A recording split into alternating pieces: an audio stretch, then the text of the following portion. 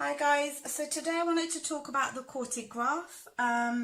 Just like you, a few days ago I was thinking, what the hell, I've never seen this. Actually, it's not that difficult. So before I talk about the Quartic Graph, let's look at the basic ones that we already know. So y equals mx plus c. I'm sure you all know this. It is a linear graph.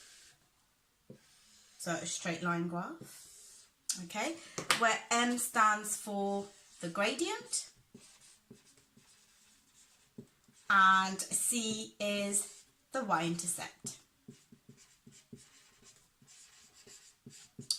Remember that the gradient, it's about how steep a line is. And remember, to find out the gradient, it's the change in y over the change in x. Now, if you want to know more about the gradient, parallel lines, perpendicular lines, that'll be for another video. The next one I want to look at is the quadratic graph. So, quadratic graph. So you all know that's the U shape. So it looks like this. Okay. And this particular one cuts the x-axis at two different points. And remember, these points are called your roots. Okay. And the main thing I wanted to talk about is the stationary points. Actually, that's the term used at A level. We talk about the turning point at GCSE. So that's your turning point.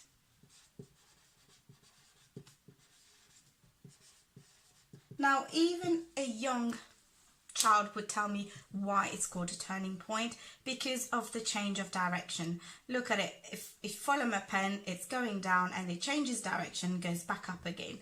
So that's a turning point. And remember, there are two types of turning point. So I'm going to draw the upside down quadratic graph. So in this case, that's your turning point. So that's your maximum point.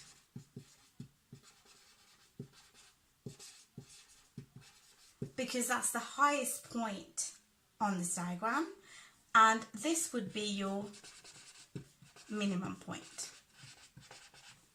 Okay, so quadratic graph has one turning point. The next one that we will look at is the cubic graph, which is y equals ax cubed plus bx squared plus c, x plus d. In this case, d is your constant, okay? Oh, and I forgot to tell you that the general equation of quadratic graph is y equals ax squared plus bx plus c, where c is the constant. So a cubic graph looks like this, and it has two turning points, okay? Two turning points, and this is your minimum point, and that's obviously your maximum point. Okay, so linear graph, quadratic graph, cubic graph, and the last one is the one that I spoke about, is the quartic graph. So hopefully you see all of this. Quartic.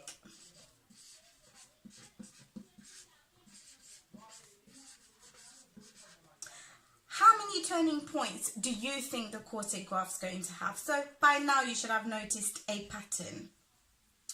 Exactly right, there will be three turning points. So the highest power in a quadratic graph is 2, and the number of turning point is 1. The highest power in a cubic graph is 3, and its number of turning points is 2. The highest power in a quartic graph will be 4 plus bx cubed plus cx squared plus dx plus e, and e is your constant in this case, okay? And basically it will have three turning points. It might look like this. 1, 2, 3. That's Well, it depends which one your minimum point is, how your curve's going to look like. But in this case, that would be your maximum point. We'll just leave these as turning points. Okay, so 3 turning points. So depending on the highest power of the function you have, you can determine the number of turning points. So it's always one less than the highest power that you've got. Okay, I hope this makes sense. I'm going to put the link in the comment box on the GCSE question that I came across on, I think it's either Maths Genie, one of those revision websites, where the Quartic Graph question came up. It was a grade 9 question. So if you're not aiming for a grade 9 question, or you're nowhere near it, don't worry too much about the Quartic Graph. Otherwise, please look into the question.